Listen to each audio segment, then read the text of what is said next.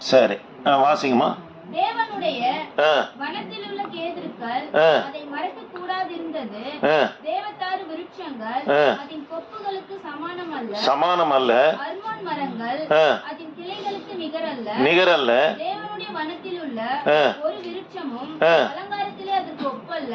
சரி, இங்க கவனிக்கலாம். அதிகால ஆராதனை நம்ம வேதாகமத்தில் உள்ள மரங்களை குறித்து பார்த்து கொண்டு வருகிறோம். இன்று மாலையில துதி ஆராதனை எதை பார்க்க போகிறோம்னா அர்மோன் மரத்தை குறித்து நம்ம பார்க்க போகிறோம்.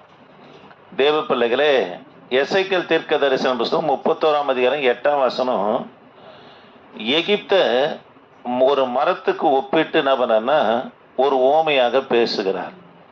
இது எசேக்கியேல் தீர்க்க தரிசன புத்தகம் 31ஆம் அதிகாரம் 8ஆம் வசனம் எகிப்த குறித்து அர்மோன் மரத்துக்கு ஒப்பிட்டு ஓமையாக சொல்லப்பட்ட வார்த்தை தான் நம்ம இப்போ வாசித்தோம். எசேக்கியேல் 31:8 எகிப்து தேசத்தை விருட்சத்துக்கு, அதாவது அர்மோன் மரத்துக்கு ஒப்பிட்டு நபனா விருட்சங்களுக்கு ஒப்பிட்டு இணைத்து நபனை கர்த்தர் இந்த இடத்துல பேசுறார்.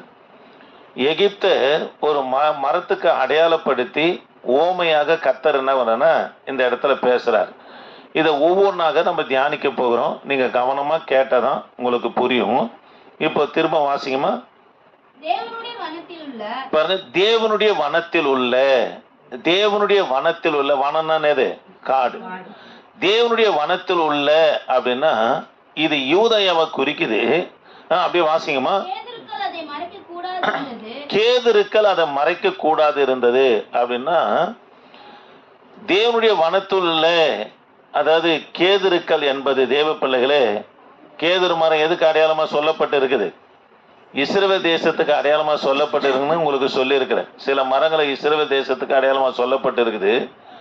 கவனிக்கலாம். தேவனுடைய வனத்தில் உள்ள கேதுன்னு சொன்னா யூதயாவை குறிக்குது.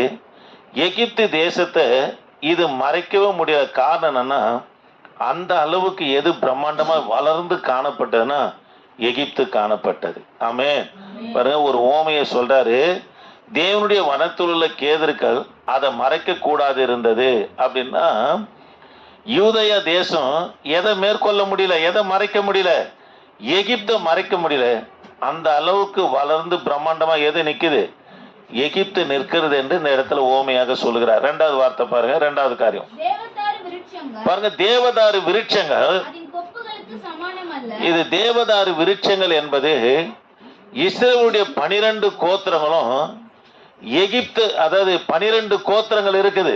ஆனா இதை காட்டி எனக்கு எது பெரிதா இருக்குதுன்னா எகிப்து பெரிதா இருக்கிறது என்று சொல்றாரு. இங்க கவனிக்கலாம். தேவதாரு விருட்சங்கள் அந்த கொப்புகளுக்கு சமானம் அல்ல. அந்த தேவதாரு விருட்சம் என்பது எதை குறிக்குது? இஸ்ரவேலுடைய 12 கோத்திரம் இருக்குது. அதன் கொப்புகளுக்கு ஒப்பு இல்லை. அதன் கொப்புன்னா எகிப்துக்கு ஒப்பு இல்லை. ஏன் என்று சொன்னா 12 கோத்திரங்களை காட்டிலும் எது பெரிதா இருக்குது? எகிப்து பெரிதா இருக்கிறது என்று சொல்றார். மூன்றாவது வாசிக்கலாமா? அர்மோன் மரங்கள் பாருங்க, அர்மோன் மரம் அதன் கிளைக்கு நிகர் அல்ல. தேவ பிள்ளைகளை, இந்த அர்மோன் மரம் பார்த்தீங்கன்னா 80 அடி உயரத்துல வளரும். அதனுடைய கிளைகள் எப்படி படர்ந்து இருக்குன்னா ஒரு நீளம் பார்த்தீங்க, ஒரு சைடு நீளம் 160 அடிக்கு நீளமா படர்ந்து இருக்கும். இந்த சைடு ஒரு 120 அடிக்கு படரும். எது? அர்மோன் மரம். எப்படி நம்ம ஊர்ல இருக்கிற ஆலமரம் படர்ந்துக்கினே போதும், கிளை விட்டு படர்ந்துக்கின போதோ அது போல நல்ல படர்ந்து வளரக்கூடிய மரம் எது? இந்த அர்மோன் மரம். நீனா எர்மோன் மாளிகைக்கு போயிட்டீங்களேம்மா? அர்மோன் மலை எல்லாரும் அர்மோன் மரம் கவனிக்கலாம். இந்த மரம் படர்ந்து காணப்பட்டாலும், இந்த மரம் படர்ந்து காணப்பட்டது கவனிக்கலாம். எகிப்து தேசத்தை இந்த அர்மோன் மரம் எப்படி காணப்படுதான்? படர்ந்து. திரும்ப வாசி பாப்பா, திரும்ப வாசி. அப்படி இல்லை, அப்படி இல்லை. அர்மோன் மரத்துக்கு வாங்க. அர்மோன் மரங்கள் அந்த கிளைக்கு நிகர் அல்ல அப்படின்னா தேவ பிள்ளைகளே, எகிப்து பல தேசங்களை கட்டி ஆளுகிற ஒரு பெரிய தேசமா இருக்கிறது என்று கர்த்தரே இந்த இடத்துல ஆச்சரியப்படுறாரு என்று சொல்லி ஓமையாக யாரு விளக்குறாரு? எசேக்கியேல் தீர்க்கதரிசி விளக்குறாரு. இது யாருக்கெல்லாம் புரிஞ்சுது? உண்மையை சொல்லுங்க, யாருக்கெல்லாம் புரிஞ்சுது? அல்லேலூயா. பாருங்க, திரும்ப சொல்றேன். இது 31ஆம் அதிகாரம் 8ஆம் வசனம். இது ஒரு ஓமை. எகிப்து விருட்சங்களுக்கு ஒப்பிட்டு இங்க ஓமையாக யார் பேசுறாரு? எசேக்கியேல் தீர்க்கதரிசி பேசுறாரு. அதுல என்ன பண்றேன்னா, அதனுடைய வளர்ச்சி, அதனுடைய பரப்பு, அதுக்கு ஈடாக யாரும் இல்லை என்று சொல்லி கர்த்தரே என்ன பண்றாராம்? ஆச்சரியப்படுகிறார் என்று சொல்லி ஓமையின் வாயிலாக எசேக்கியேல் என்ன சொல்றார். திரும்ப சொல்றேன், எல்லாரும் கவனிங்க. தேவனுடைய வனத்தில் உள்ள விருட்சங்கள் என்பது எதை குறிக்குது? யூதய தேசத்தை குறிக்குது. பாருங்க, தேவனுடைய வனத்தில் உள்ள கேதுருக்கள் அதை மறைக்க கூடாது இருந்ததுன்னா எகிப்து தேசத்தை மறைக்கவே முடியல. காரணம் என்னன்னா, அது பிரம்மாண்டமா வளர்ந்து எகிப்து தேசம் இருக்குதான். ரெண்டாவது, தேவதாரு விருட்சங்கள் அதன் கொப்புகளுக்கு சமானம் அல்ல அப்படின்னா, இஸ்ரவேல்ல எத்தனை கோத்திரம் இருக்குது? 12 கோத்திரங்கள் இருக்குது. ஆனா எகிப்துக்கு சமானமாக முடியல. அந்த அளவுக்கு எது பெரிதா இருக்குது? எகிப்து பெரிதா இருக்குதுன்னு சொல்றாரு. மூன்றாவதாக, அர்மோன் மரம் அதன் கிளைகளுக்கு நிகரல்ல அப்படின்னா, இது ஆலமரத்தை போல நல்ல கிளவிட்டு படரக்கூடியது. அதனுடைய பொருள் ஆண்டவர் என்ன சொல்றாருன்னா, இந்த ஓமையின் வாயிலாக எசேக்கியேல் தீர்க்கதரிசி என்ன சொல்றாருன்னா, தேவ பிள்ளைகளே கவனிக்கிறீங்களா? அல்லேலூயா. எகிப்து எப்படி அதனுடைய கிளைகள் படர்ந்து இருக்குதோ, அதுக்கு நிகரல்ல என்று சொல்லப்படுகிறதோ, எகிப்து எல்லா தேசங்களையும் தன் கட்டுப்பாட்டில் வச்சிருக்கிறான். எல்லா தேசத்தையும் கட்டி ஆளுகிறதான் எது? எகிப்து. இவ்வளவு பெருசா இருக்குது என்று கர்த்தரே ஆச்சரியப்பட்டு கவனிக்கலாம். இதுதான் யாக்கோபுக்கு ஆண்டவர் சொல்றாரு. யாக்கோபு, புன்னை மரத்துடைய நிழல் எதுக்கு சமமா இருக்குது? தேவனுடைய சமூகத்துக்கு சமமா இருக்குது. புரியுதுங்களா? நான் அப்படியே தொடர்ந்து வரேன். யாக்கோபு இடத்துல கர்த்தர் சொல்றாரு, நீ என்ன பண்ணு, உன் மந்தைகள் பெருகணும்னா 3 விதமான கிளைகளை ஆடுகள் தண்ணீர் குடிக்க வரும்போது அந்த கால்வாயில போட்டு வைப்பா. அதை பார்த்து அது புளையும் போது உன் மந்தைகள் பெருகும் என்று கர்த்தர் சொல்றார். நீ ஓடின ஓட்டமெல்லாம் வீணாகி போச்சு. இனி தேவ சமூகத்துல உட்காரு, உன்னை ஆஸ்வதிப்பேன் என்று சொல்றார். அப்ப புன்னை மரத்துடைய நிழல், முதலாவது மரம் என்ன மரம் பார்த்தோம்? பாருங்க, புன்னை மரம் பார்த்தோம். புன்னை மரத்துடைய நிழல் எதுக்கு அடையாளமா இருக்குது? தேவ சமூகத்துக்கு அடையாளமா இருக்குது. வாதும மரம் எதுக்கு அடையாளமா இருக்குதுன்னா, நீ தேவ சமூகத்துல உட்காருவேனா அது துளுரும் என்று சொல்றார். ஆமே, நீ துளுருவ அப்படின்னு சொல்றார். மூன்றாவது, அர்மோன் மரத்தை போல நீ படருவாய்.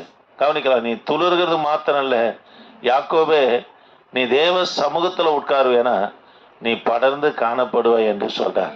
இததான் ஏசாயா தீர்க்க தரிசன புத்தகம் 27:6 என்ன சொல்றாரு பாருங்க.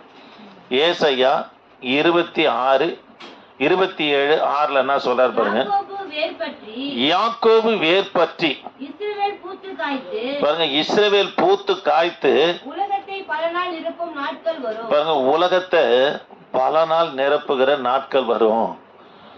அவன் எகிப்து பிரம்மாண்டமா இருக்கிறதுனால கவனிக்கலாம், யூதை அதை மறைக்க முடியல. அந்த அளவுக்கு வளர்ந்து இருக்குது. 12 கோத்திரங்கள் இருந்தாலும் அதற்கு சமானமாக இல்லை. எகிப்து பெருசா இருக்குது. அது மாத்திரம் இல்ல, அர்மோன் மரத்தை போல கிளை விட்டு கிளை எப்படி பறந்து காணப்படும், பல தேசங்கள் அது கட்டி ஆளுகிறது என்று சொல்லி கர்த்தர் ஆச்சரியப்பட்டாலும், தேவ சமூகத்துல யாக்கோபே நீ உட்காருவேனா, உனக்கு விரோதமா இருக்கிறவன் அவன் கவனிக்கலாம், அது மறைக்க கூடாதபடி அவன் படர்ந்து காணப்பட்டாலும் வளர்ந்து காணப்பட்டாலும், அவனுக்கு கீழே எத்தனை பேர் அவன் கட்டி ஆளுகன்னு அவன் காணப்பட்டாலும் கூட, தேவ பிள்ளையே நாள் ஒன்று வரும், நீ தேவ சமூகத்துல உட்காருவேனா. கர்த்தர் நமக்கு கொடுக்கிற வாக்கு தத்தனன்னா, யாக்கோபே நீ வேர் பற்றி இஸ்ரவேல் பூத்து காய்த்து உலகத்தை அதன் பல நாள் நிரப்பும் நாட்கள் வரும். அவன் வளருகிறது, அவன் பண்றது எல்லாம் மற்றவங்களுக்கு கேடு உண்டாக, மற்றவங்களை அழிக்க, மற்றவங்களுக்கு குடும்பத்துல குழப்பத்தை உண்டாக்க, மற்றவங்களுடைய காரியங்களை இல்லாதபடி செய்வதற்காக.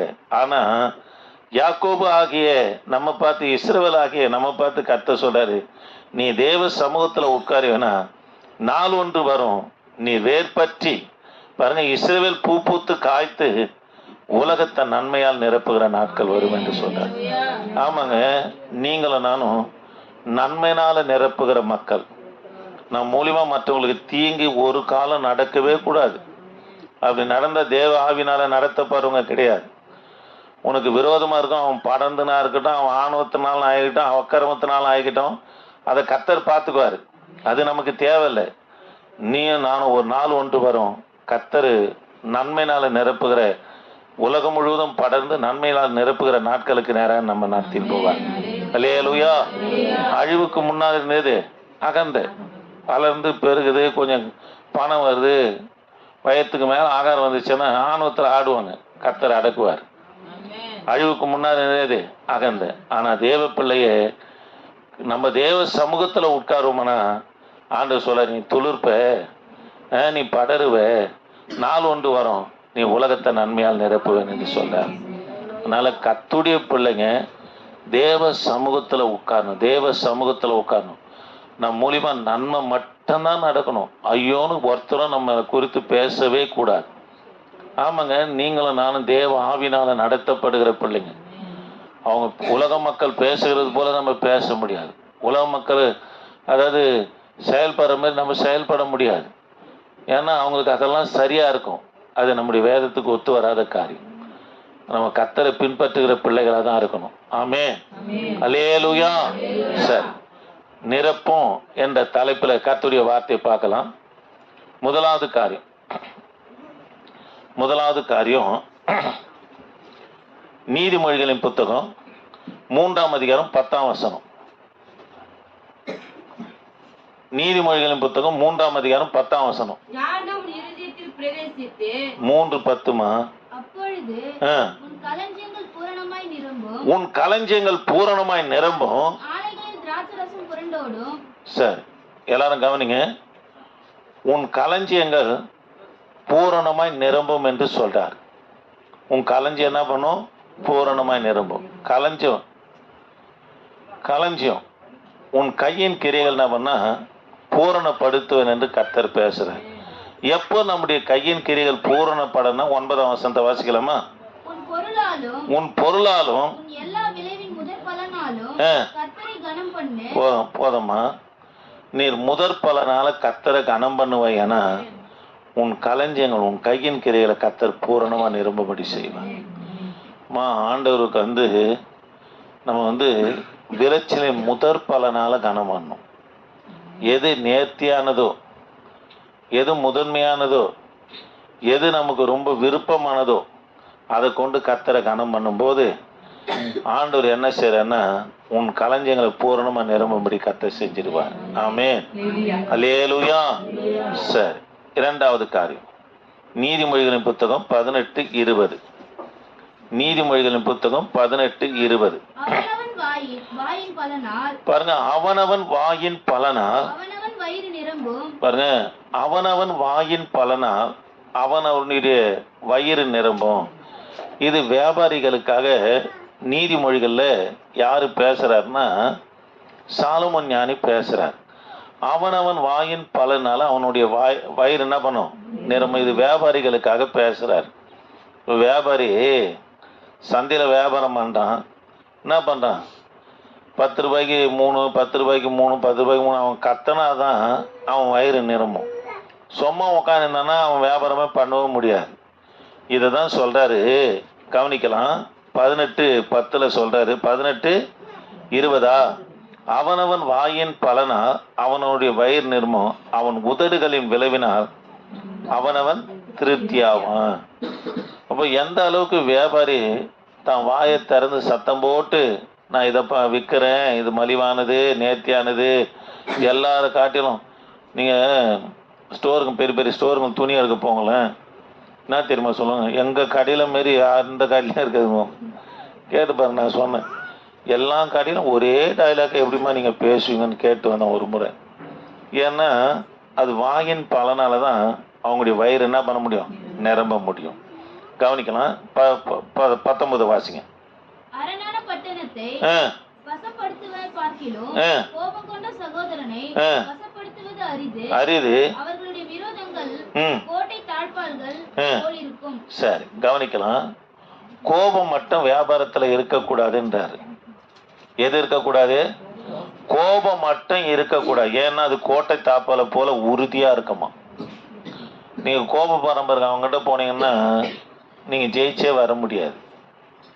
ஏன்னா அது கோட்டை தாப்பால போல என்னவா இருக்கும்? உறுதியா இருக்கும் என்று சொல்றாரு. அதாவது அரணான பட்டணத்தை கூட வசப்படுத்தலாமா, கோபம் கொண்ட சகோதரனை வசப்படுத்துவது முடியாதுன்றாரு. அதனால வியாபாரத்துல எது இருக்கக்கூடாதுன்றாரு? கோபம் இருக்கக்கூடாது. 2 முறை முகத்தை காட்டினாங்கன்னா யாருமே அந்த கடைக்கே போக மாட்டாங்க. போவாங்களா? போக மாட்டாங்க. பாருங்க, வாயின் பலனால தான் என்ன பண்ண முடியும்? திருப்தி ஆக முடியும். அதனால தேவ பிள்ளைகளை, கர்த்தருடைய பிள்ளைங்க, நீதிமொழிகள் சங்கீதம் 81 சொல்லுவாரு, உன் வாயை விரிவா தர, நன்மைனால நான் என்ன பண்ணுவேன்? நிரப்புவேன். நீ கர்த்தரை துதிச்சா போதும், கர்த்தர் உன்னை நிரப்புவார். வியாபாரிக்கு எது திறந்தா வயிறு நிரம்பண்டாரு? வாயை திறந்தா நிரம்பண்டார். கர்த்தருடைய பிள்ளைங்க, நீ வாயை திறந்து கர்த்தரை துதிக்கும் போது உன்னை நன்மைனால நிரப்புவார். நமக்கு கோபமே இருக்கக்கூடாது. அல்லேலூயா. கோபம் வியாபாரத்துக்கு ஒத்து வராது போல கர்த்தருடைய பிள்ளைகளுக்கு கோபம் ஒரு நாள் நல்லதே கிடையாது. அல்லேலூயா. சரி, 3வது காரியம், யாத்திராகமும் 10:6 வாசித்தங்களா முடிச்சிடலாம். 10:6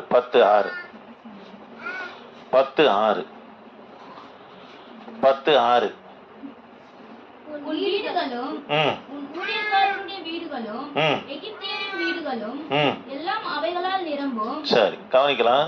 வெட்டி கிளிகளால நிரப்புவன் என்று கர்த்தர் சொல்றார்.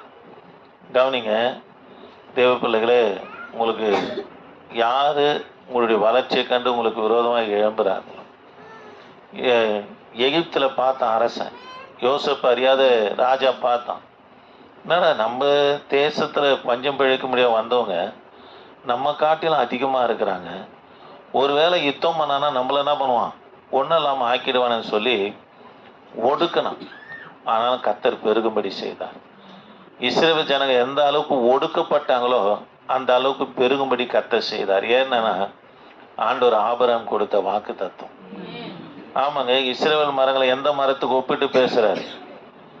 ஒலிவ மரத்துக்கு கேதுரு மரங்களுக்கு ஒப்பிட்டு பேசுறார். ஒலிவ மரத்தை ஒருவனால அழிக்கவே முடியாது. இஸ்ரவேலை ஒருத்தனாலையும் அழிக்கவே முடியாது. நம்மையும் கர்த்தர் எந்த மரத்துக்கு ஒப்பிட்டு பேசுறாரு? காட்டு ஒலிவ மரங்களுக்கு கர்த்தர் நம்ம ஒப்பிட்டு பேசுறார்.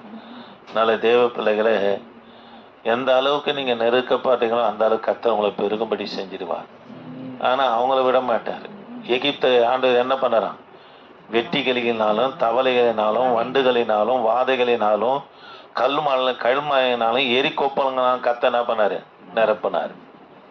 ஆமாங்க, நீங்க எந்த அளவுக்கு உங்களை தாழ்ந்து போறீங்களோ, உன்னை விரோதிக்கிறதுக்கு முன்பு உன்னை தாழ்த்தி பாருங்க, கர்த்தர் வாதைனால நிரப்புவார். நடக்குதா இல்லையான்னு பாருங்க. அல்லேலூயா. சரி, முழங்கால் படிடலாமா? ஜெபிக்கலாம். முழங்கால் படிடலாம். ஆண்டவரை நோக்கி பார்க்கலாம். என் ஆண்டவரே, நாங்கள் உம்மை துதிக்கிறோம். இந்த துதி ஆராதனையில் அர்மோன் மரத்தை குறித்து பார்க்க என் தகப்பனே, நீங்க பாராட்டின உங்களுடைய இரக்கத்துக்காக நன்றி செலுத்துகிறேன். வந்ததான ஒவ்வொரு பிள்ளைகளுக்காய் ஸ்தோத்திரம். என் தகப்பனே, நீங்க ஆசீர்வதிங்க. தொடர்ந்து உங்களுடைய தயவு பிரசன்னம் எங்களோடு இருக்கட்டும். கான்பரன்ஸ் லைன்ல இருக்கிற பிள்ளைகளையும் ஆசீர்வதிங்க ஐயா, வழி நடத்துங்க. நன்மை கிருபை மாத்திரம் ஆண்டவரே தொடர என் தேவனே நீங்க உதவி செய்யுங்கப்பா. இயேசு நாமத்தில் ஜெபிக்க நல்ல பிதாவே, ஆமென்.